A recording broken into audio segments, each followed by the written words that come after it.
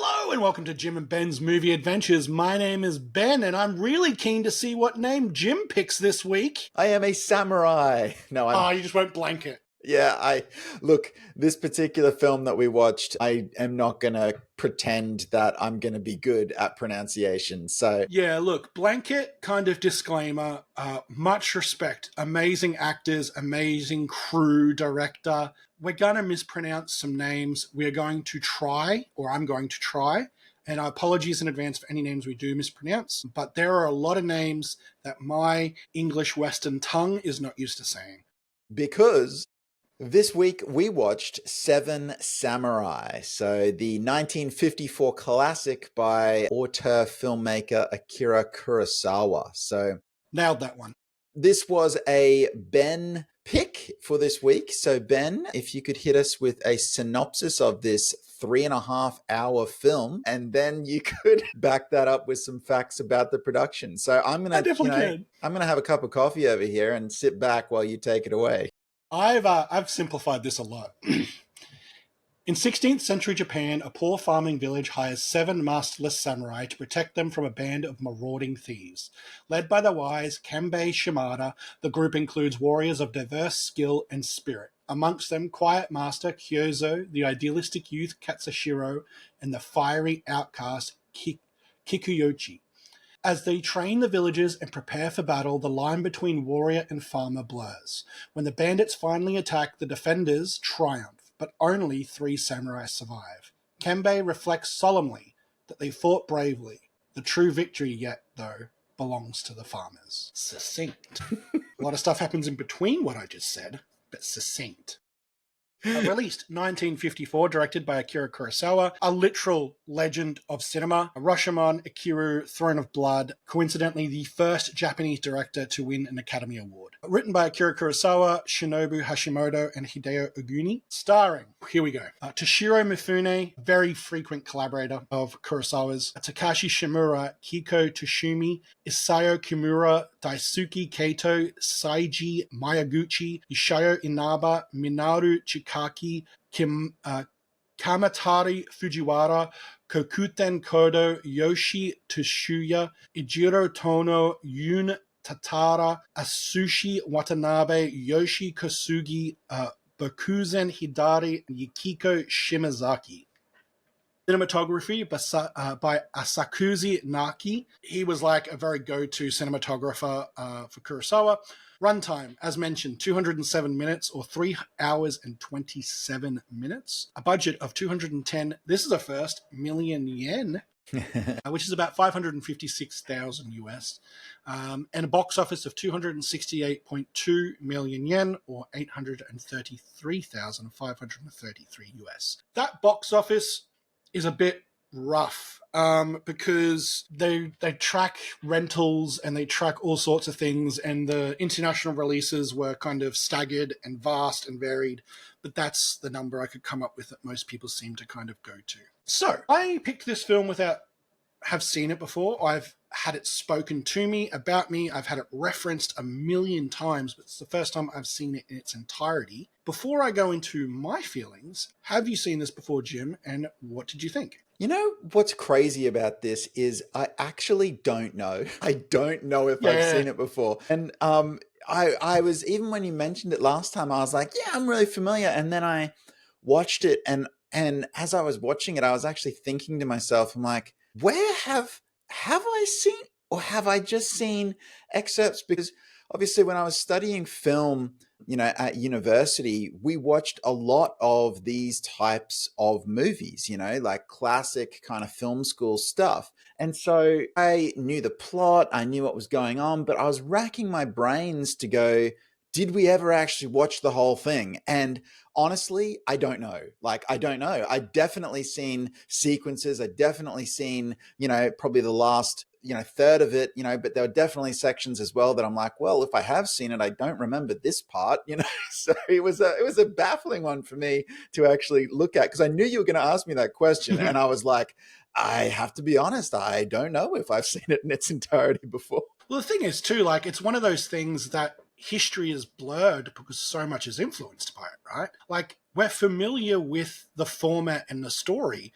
because it was the first or one of the first of its kind. You've got so many movies that have been influenced either directly, indirectly, or spiritually. Magnificent Seven is the easiest to pick, but you've got things like A Bug's Life, or Avengers, or Star Wars, or Rogue One, or so many episodes of television it's not funny. Like there's a famous Mandalorian episode where he defends a village and trains the villagers and all that sort of stuff. So like Most recently, Zack Snyder's Rebel Moon is literally Seven Samurai. And all these directors are really honest about that too. They're like, this is my Seven Samurai, or this is my homage, because it is so influential and has become its own story archetype. Like very few people can kind of go, he didn't invent the story, but he made it popular. Like he refined it into kind of what we expect today as far as a team up movie. Like it's crazy. Ocean's 11 has its roots in this movie. Like it's crazy. Did you like it? I did like it, and again, it was challenging because I remembered certain sequences so much because we definitely studied, certain parts of the film. So there were parts that I really remembered quite well. Look, I liked it, but again, I don't feel like it's a film that I personally will return to time and time and time again. I know that a lot of really respected filmmakers, it is on their sort of top rotation, along with things like Lawrence of Arabia and that kind of thing. But for me, it's interesting. I like it. It's not something that I would find the need to return to over and over. And I think that is because perhaps when a couple of generations before us were coming through, there maybe wasn't so many imitators of this story, and now there are. And simply because that story type has been done, or this film has been referenced or homaged with certain shots or even character gestures and things like that are just, it's so baked into cinema history and cinema culture that it's something where I almost get taken out of the movie a little bit, which is no fault of the film whatsoever, but it also is from 1954. So we can't also pretend like you're going to get the absolute latest in sort of, thrills and spills. So that said, there's still some stuff that I think is wonderful in the movie. And again, there's a couple of bits that I didn't recall from my initial study of it or my first sort of watch through. And we'll sort of get to those, I'm sure, in the course of this cast as well. So did I like it? Yes, absolutely I did. But what about yourself? Really, really enjoyed the experience of watching this film. And I'm probably on a lot of the same page as you as far as, look, I'll probably watch this again a few years from now because it is not a movie that fits current cinema going tendencies, right? It's a slower pace. The acting is of its period. The action is simple yet effective. My brain is no longer trained to watch these movies. But watching it and being able to go, oh my gosh, that's where that's from, or that's where this is from, or I can't believe he was doing this back then. And, use of things like the weather and like the outdoors and wind. I was looking into it because you look back at Westerns and things like that, and even stuff before this period, weather was avoided because it was difficult and tricky and made things messy. But it is a central part of this film in parts. My brain locked into this going, I knew this was important. Watching it, I felt it was important. And I really, really enjoyed it. I liked the acting, and it's something you kind of have to watching foreign cinema of any kind. All foreign cinema has its rhythm and its tropes and its kind of mannerisms, right? And you have to really go in ready to accept those. And in Japanese art and cinema and even anime, characters are often quite heightened and extreme. And you get that in this film too. You get extreme stoicism, you get extreme cowardice, you get extreme kind of tomfoolery, arrogance, drunkenness. There's the subtleties there, but it's punctuated by these loud things. And that would annoy some people. That would very much annoy some people because it's loud too in those things. But it lit my brain on fire, if that's where I can say it. It really fired the synapses watching this movie.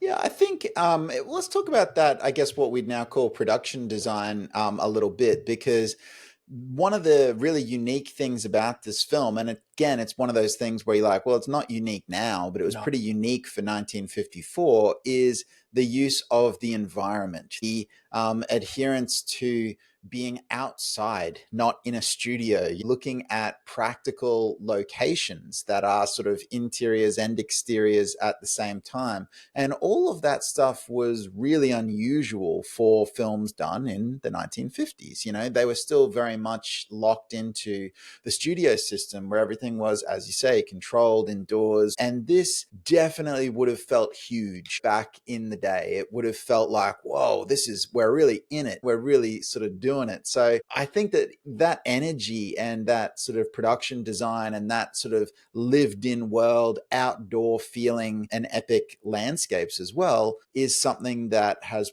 probably really made this film endure and really helped this film to stand the test of time. And because of his choice of locale and production design, he was also credited with like innovative use of multiple camera setups, telephoto lenses, and as I said, the use of weather and taking advantage of it. Because his environment required that indoor-outdoor movement, and there were those long shots of like the countryside and people approaching and distance, like that wasn't kind of done. Like it may have been kind of done before, but not all in one or not as like a full feature. It also took a year to make this movie, which back then was a massive commitment, right? So we think movies are churned out quickly here, but that's the studio system that was all it was for, is to be able to move into a studio, smash out a movie, break it down, move in the next movie. Like a year is a long time, especially for actors and crew to commit to. So yeah, look, and I think it really is impressive. It remains impressive. The other thing that I found really impressive was the use of camera movement, which was again also unusual in films of this era. Now, not unheard of. We've watched some old films that have some great camera movement, but again, you know, there was a lot of camera movement that you could tell. I'm like, this would have been so hard to achieve at that time. You know, we're outside, we're in a gorge, the camera's moving. It's very sort of seamless as we go from one location to the other. So it's also a lot of really practical, high stakes effects, if you like. Particularly, I'm thinking about things being on fire that would have actually been on fire, Fire and is dangerous. having to get all of this in sort of minimal takes because you're literally burning down the set as you actually make the movie. So there's a lot here in terms of scale and scope that I think was really, really impressive. So interestingly for me, some of the moments that stood out the most were some smaller moments. My favorite one, which, like I said, I didn't clock, you know, the first time around when we were sort of studying it, is actually a performance moment that is mirrored or sort of backed up by a particular camera choice. And that is when they actually go to the bandit camp prior to the finale of the film. They basically strike first, and they have all of the captured women who have functionally become, you know, slaves, concubines, unwilling for the bandits. And one of them is one of the village's wives. And the moment where she is woken by the smoke that turns out her husband has actually lit, the fire that he's actually lit, it's this moment that is really resonant. She wakes up, she looks at it, she doesn't quite do a double take. It's a very slow kind of performance of her realization of what's going on. And then it's the decision, do I say anything? Do I actually sound the alarm, or do I let everybody burn because this is such a horrible situation for us? And it's the camera actually just like lingers. It lets the actress perform. And it was a great moment where you can track all of this happening on her face. And I was just going, wow, this is a long performance take. They do cut out of it to look at the fire and that kind of thing, but still, like, it's a really great moment for a character that's only on the screen for about 2 minutes, you know, like maybe less in this 3.5 hour epic. So, And even at that moment, you don't realize the full impact of who or what she is. no, So that's you've right. got this moment where the film's saying, this is important. We're not telling you why yet. So that moment really sort of stood out to me as, you know, an important moment in the movie, and also an important moment for the filmmaking of the movie, because I went, that's an unusual technique at that time, and it's almost a very contemporary technique, and it works very, very well. So maybe it feels like a contemporary technique because everyone was looking at Seven Samurai. Another moment that was a little bit like that, in that it was intimate storytelling with a camera. And it was really odd. I made a note of it. really promoting masculine mental health when he sits with the husband at the fire. This is before the bandit camp.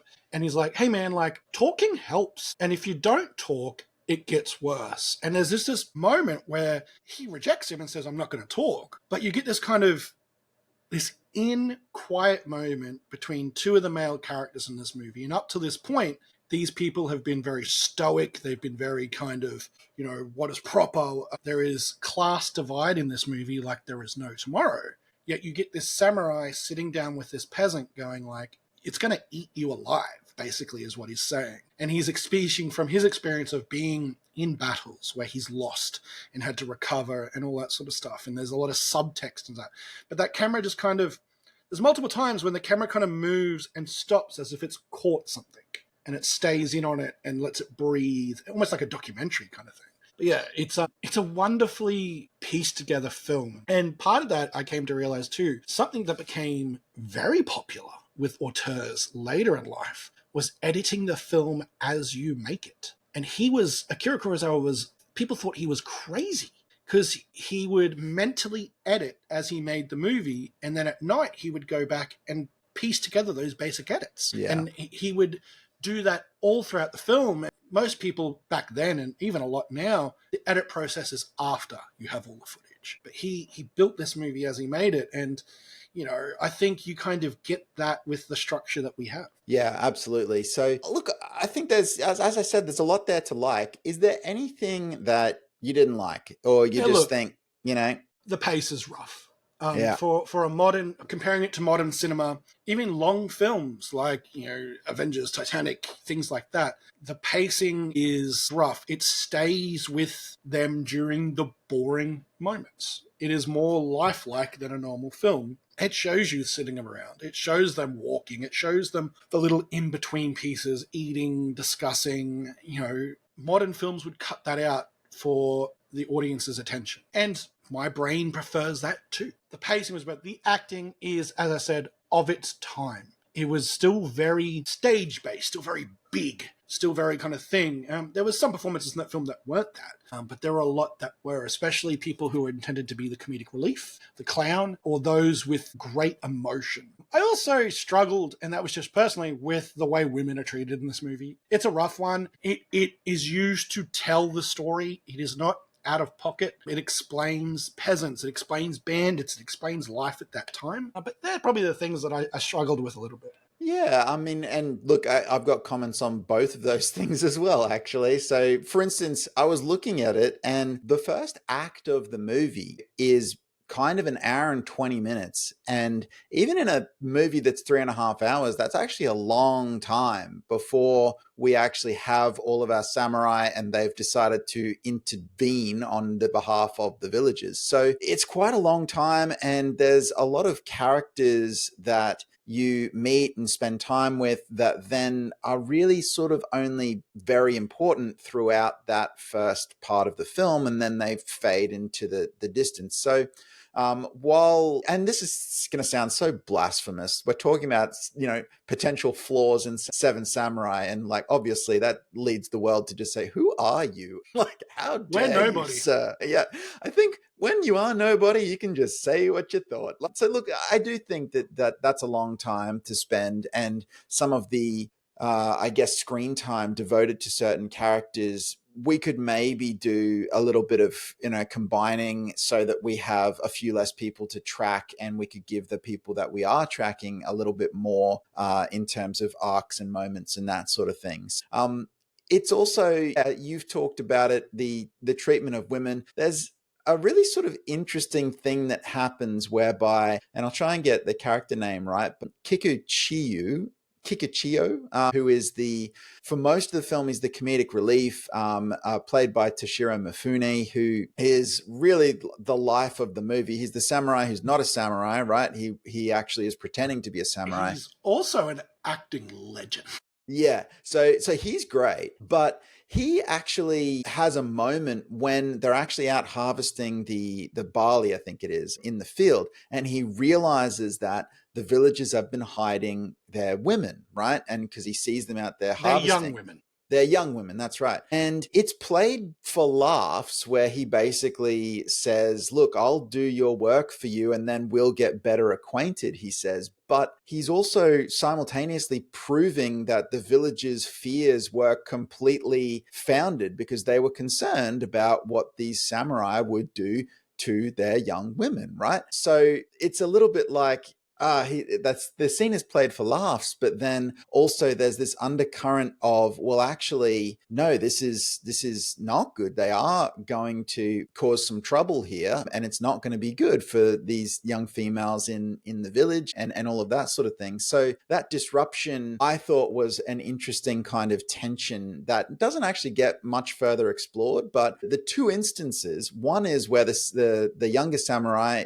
falls in love with the one of the villages, which causes huge complications and problems, and Mainly just for her. yeah, mainly just for her. Like he seems fine, but it basically is kind of proving what the villagers were worried about the whole time, which is the impact that these samurai would have on the young women of the village. So it was an interesting kind of message, and it is a little bit messy, but then the film likes messy. The film is enjoying and embracing the idea that, well, hang on, these samurai aren't going to come in and just fix everything. They're going to cause some problems too. They're going to be eating our food. They're going to want payment. They're going to, maybe take certain liberties. Like, this is not just all good. And then on the villagers' side, there's the same thing, where the samurai realize that the villagers have been out functionally grave robbing to actually get supplies and weapons. And then the samurai are like, you aren't good people. Why are we fighting for you? And the villagers are like, well, you're not perfect either. We're just trying to survive these bandits. So the film does like messy. I don't want to say that that's actually a flaw in the filmmaking. It was quite deliberate. It's just something that is somewhat, I guess, contradictory when you look at it.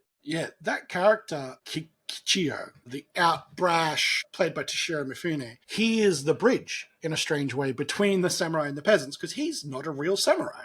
He's a fake. And they very quickly discover that and don't care, because they either find him amusing or silly. But they also can't get rid of him. No, he just keeps showing up. But he explains it to the samurai. He's like, these people are going to lie to you. They are survivalists first. They are rats. They are scum.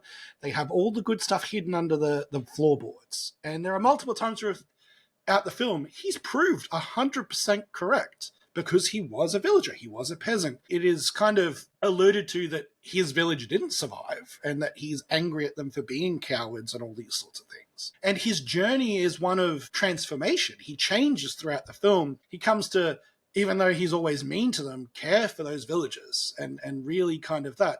He is brash. He does seek glory, and that does bring downfall to some of his fellow samurai. But yeah, he kind of is like, he's like, at the start, even when they're trying to, the villagers all hide from the samurai, and they're not coming out, they're not collaborating, and then the alarm sounds because the bandits are coming. And it turns out the bandits aren't coming. It's just him going, look, you have to treat them like this. Otherwise, they're not going to be able to follow orders, and they're not going to be able to help themselves. You have to play on their fear. And he's just like, this is how you do it. And then the elder even comes out and goes, it works. Yeah. Like, the elder's like, yeah, he's right. It's the class stuff and the kind of the divide and the way that fears are played on in this movie feels so contemporary. So like, we've got this thing. We've got a solution. We no longer trust the solution because they could do this, but you don't know they're going to do. It's like that fear building on fear building on fear. And it creates an odd tension throughout the film that I actually found compelling. And as I said, almost modern, which actually makes me a little sad, because if it feels modern, it means like it's been happening for years this way, and maybe I'm just noticing it. Yeah, there was just a lot about the movie that has, I guess, now become almost, when people do it now, it's like, well, that's a cliche. But I think there is something very unique about the patterns of the structure that occurs in this movie, and maybe even some of the charm is lost when you tighten some of that up. If you look at the modern variations where it's a little bit more formulaic and it doesn't breathe in the same spot, so maybe that's part of the magic of them. Did you watch the version that had the intermission still in it? Yes, I did. That gave me a nostalgia hit. Yeah.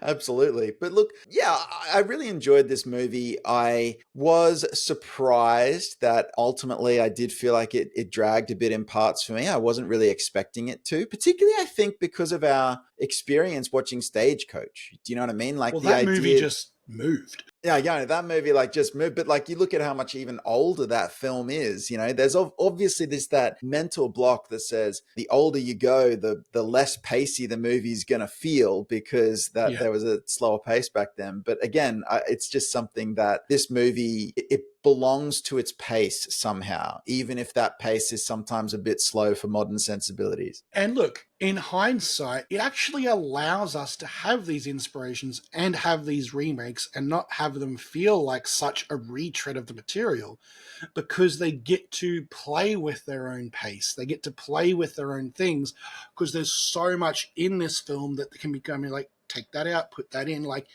it kind of builds around it. Like, I'm very, very familiar with the movie, the original, The Magnificent Seven.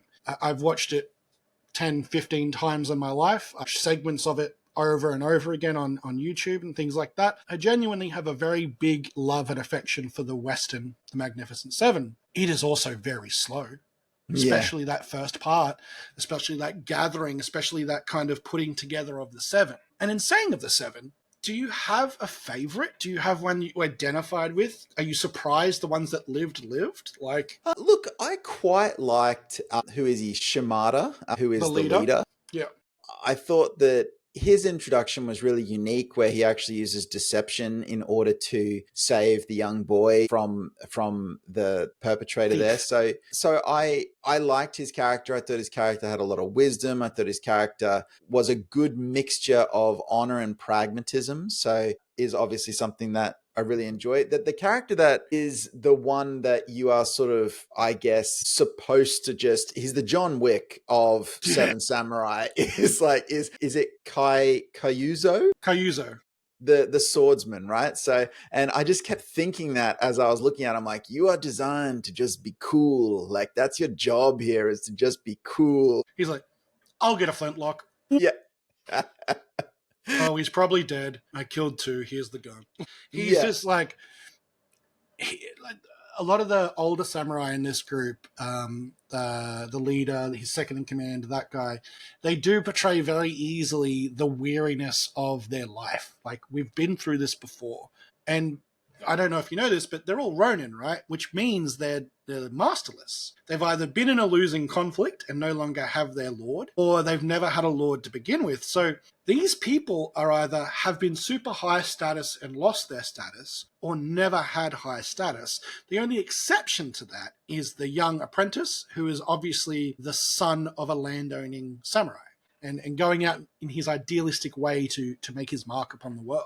And though I think there's a couple of them that get a little lost in the jumble towards that end act, and the wood chopping guy and that sort of stuff. But I did enjoy that it is very much the template for each of them has a very special set of skills and they bring that to it. And, it's kind of really fun. Like, I know we probably eventually get those stories, but do we get things like the Avengers? Do we get things like those movies the way we've got them without this first? Yeah, I don't think so. I think that so many prominent modern filmmakers were so influenced Yeah. by this particular piece of work because the interesting thing about this is that this was the film school movie, which is kind of weird, but it's basically like if you went to film school anywhere from 1960 through to today, You've seen parts of this movie. you've seen parts or all of Seven Samurai. Like, my experience there is it doesn't matter if you're going to